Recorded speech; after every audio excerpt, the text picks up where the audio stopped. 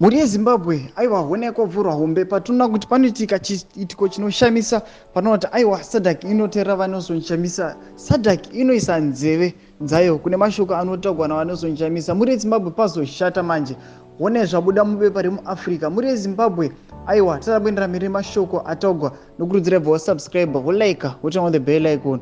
Tomboshana mabdits andokupa pano paZim News Live. Munobuda muchinzi SADC is listened to and acknowledged the touching message from the main Zimbabwe opposition leader Nelson Chamisa, who is set to announce his new blue movement in just a few days to come. Soundendra mbireva chiti 2 weeks ago reported that Chamisa was set to meet the SADC secretariat to give the regional bloc the current political standings in Zimbabwe.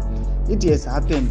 Nelson Chamisa submitted to the SADC secretariat that following the SADC Electoral Observation Mission SIOM report on Zimbabwe elections, Nelson Chamisa is firmly behind SADC on this notion that there are no elected councillors in Zimbabwe, no elected MPs in Zimbabwe, and more importantly, no president in Zimbabwe.